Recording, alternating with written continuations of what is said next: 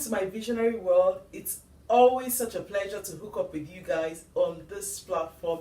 Don't forget to hit the like button, and if you haven't subscribed to this channel, you should do that right now for more amazing videos like this. So today I'm going to be talking about a question, okay? And my question is, should you start your business with a loan? Did you get that? Should you start your business or your entrepreneurial pursuit with a loan? And my answer is always the same. It's always an absolute no. And the reason being that I'm talking to mostly first-time entrepreneurs, to upcoming entrepreneurs, to my kids, my teens, and my young adults, and my amazing moms, okay? And 95% of the time, I would give the same answer. Should you start your business with a loan? And my answer is usually no. And most people don't like my answer, but my answer is the truth, okay? And let me tell you why. When you start your business, okay, your new amazing venture with a loan, you start off with pressure, okay? Because you want your business to succeed, right? Okay, and as human beings, we plan, okay? So we make plan A, and then you get on the field, you hit the road, and you find out plan B is what is obtainable. Plan B is what is on ground. So starting your business with a loan is a lot of pressure you don't need, okay? And trust me, when there's so much pressure, creativity flies out the window. Imagine the people that started their great businesses, their great ideas that started this year, okay, with a loan they took at the end of last year. And they didn't factor in COVID-19. And now they've taken the loan, it's a new venture, COVID-19 has hit, what happens? Pressure. Pressure. And trust me, that is pressure you don't need, okay? Because you already have enough pressure. So this is why for me, you start your business with your money, with your, and you know, yes, except your loan comes in form of mom, dad, some family member giving you some small money, okay? Money that can be forgiven. Then that is a go-to way for me, okay? So any other thing around now, starting, you know, with money from the bank for a new venture is always a no-no. Again, I'm big on this because for most businesses, you should start small, okay? So, and if you're starting small, loan is not always the way to go. Yes, a partner could work. So you have a partner that brings in the funds, you bring in the idea and the day-to-day, you're going to take care of the day-to-day operations. That could work, okay? That reduces pressure, which means when you have a partner, you share the losses and you share the profits, and of course we always hope is going to be the profit route.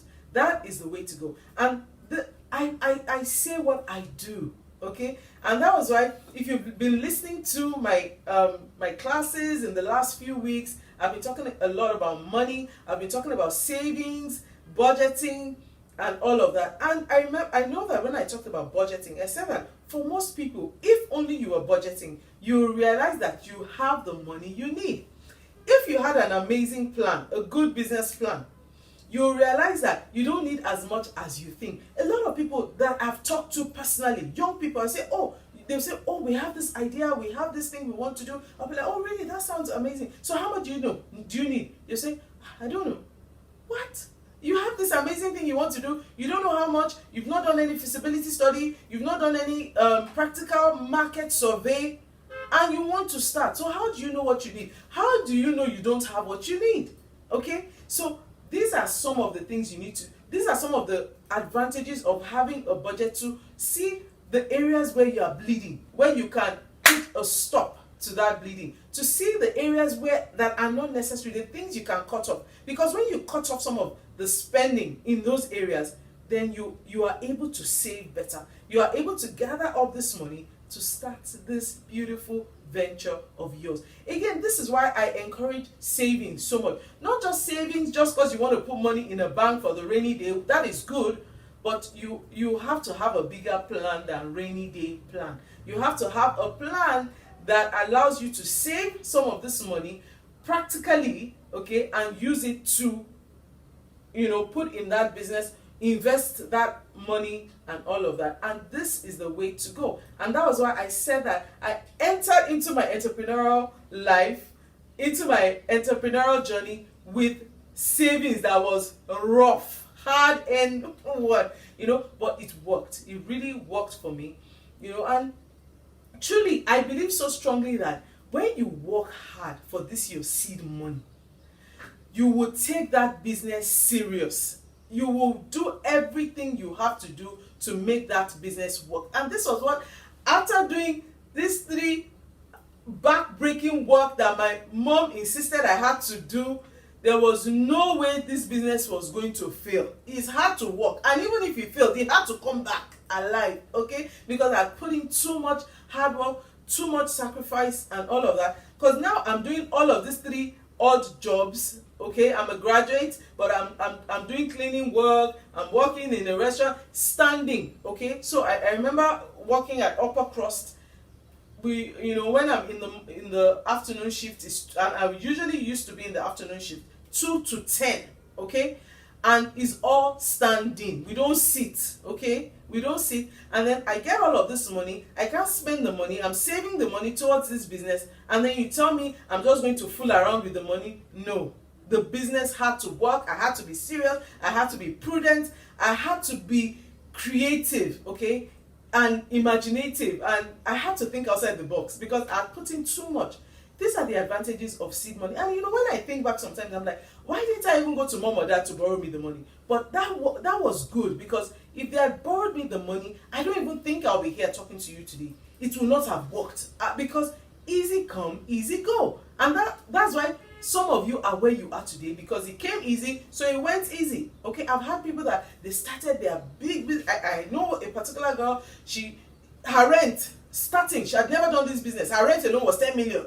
Okay, the business didn't even reach 2 years. She had to shut down because she didn't have all that it took, because there's more to life than just having a lot of money from mom, dad, or whoever to start. Even when the money is with you, you shouldn't start it big. You should really start small and grow, learn on the job, make the mistakes with your small money and take it from there. So this is why for me, a loan to start is always a no-go area. And this is why you have to be creative about how you get your seed money. This is why you have to be hardworking. And trust me, when you put in all of that hard work, all of the sacrifice, you will treat this business like the baby that it is. It will mean a lot to you, and it will even let you know if this is what you really want to do. Because if it's not what you want to do, then check out and try the next thing, okay? By the time you try 2-3 things, you should be able to know yourself better and sit on a particular thing you want to do. There's no need to feel guilty that you didn't get it right the first time. It's fine if you didn't get it right the first time. That's fine. Try something else again until you get it right. There's a place for that, okay? And this was what I did. I did all of the hard, back-breaking work, made all the sacrifices, took all the right decisions, and I got my seed money. And then I started. And I remember, in those days, I'm talking about 1999, when I was going to start, I had other options I was thinking about. So I remember then it was pure water business was reigning seriously in Nigeria. People were doing pure water, and they were making money, okay? And in Nigeria now, we copy. So someone is doing it, it works, we all run there. So me too, I wanted to join. Why not, But somehow, I had other options, and then I just settled on clothes. I'm like, okay, this looked easier, it looked feasible, it looked doable, so I went with that, and then I bought the goods, and guess what? The very day I land in Nigeria, I start selling. At the airport, Muritala International Airport, I start selling. Who? Airport officials that were supposed to be doing their job, checking my goods, okay? And, these guys are on me. They were babes. They were on me, they're like, okay, blah, blah, blah. What do you have? Checking my goods. And I'm all ruffled up, they could ruffle me up then, but not anymore. You know, I'm all ruffled up wondering what is really the problem. I didn't know these guys were interested in these nice looking clothes that were in these boxes, you know. And the next thing, they take me to their office, okay, and I'm like, hey, what's going on here?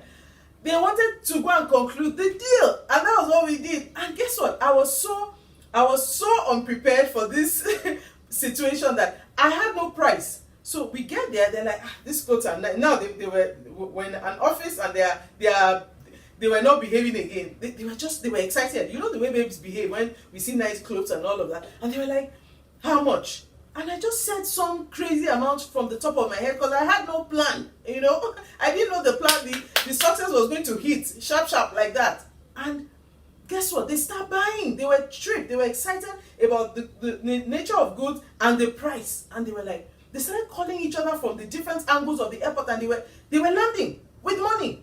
I landed my house with words of naira. And my dad was like, did you bring naira from London? He didn't get it. And then I began to give him the entire gist of, you know. And you know, when I look back, this was my advantage from day one. Okay? This was, maybe I didn't realize it at the time.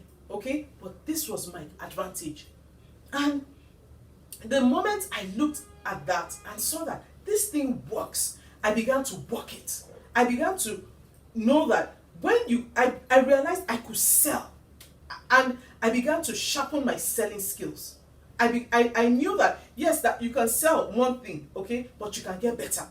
I began to learn from other people. I began to, you know, read books about selling. I began to be the best version of a salesperson that I could be, because I saw that it worked. I saw that body language mattered, the tone of your voice mattered, eye contact mattered, kindness mattered, excellence mattered. I put all of this together and I was selling without a store.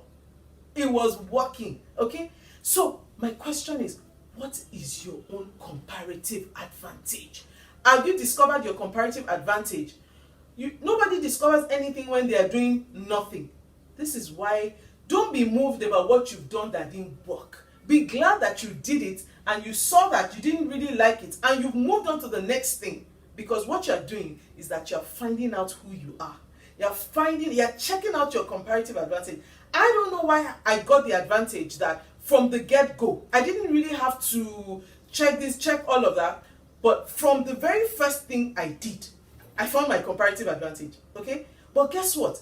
In as much as that happened for me, because I found my comparative advantage so quickly, maybe so easily, okay, along the way, I still, you know, wanted to do other things. And every time I tried, I've sold TV, I've sold wristwatches, I've produced hair, I've done a lot of other things in between, but in everything I did, I saw that I didn't have such a big advantage in those things. So I always came back to my first love. Every time I came back to my first love.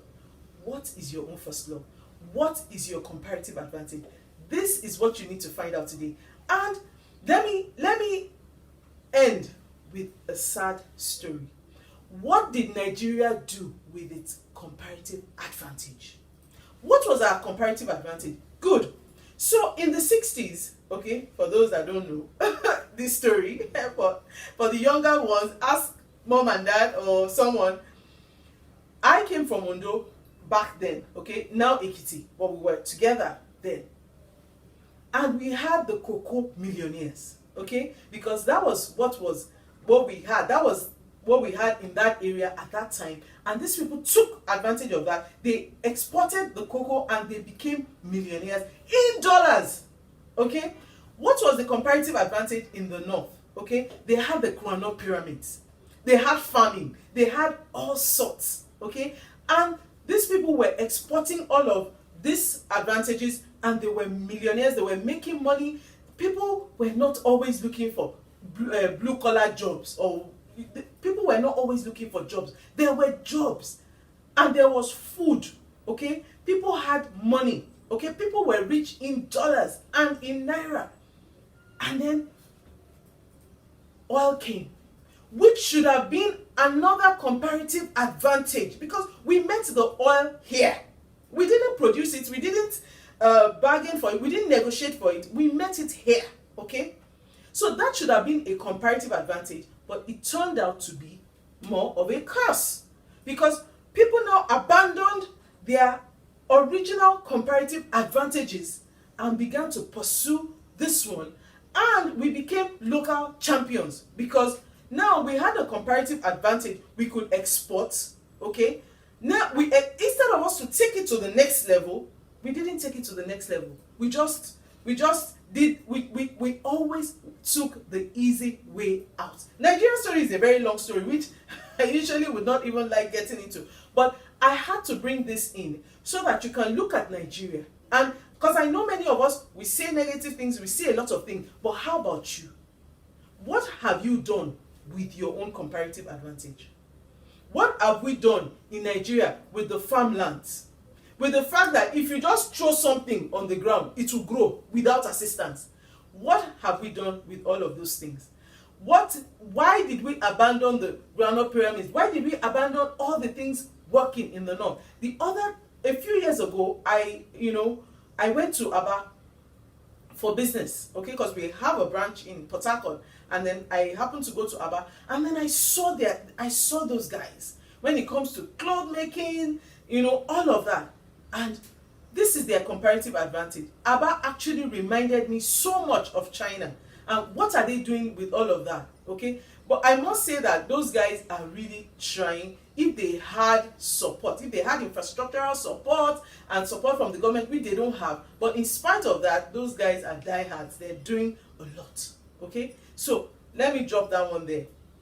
What are you doing with your own comparative advantage? Have you even found out what your comparative advantage is? Have you checked? Have you investigated? How about those opportunities that have slipped through your fingers? How about all of that money you've lost? All of the money wasted? How about all of the advantages you didn't make use of? How about all the goodwill squandered? You know what I'm talking about. That was your goodwill. That goodwill was your comparative advantage. What did you do with it? What did you do with it?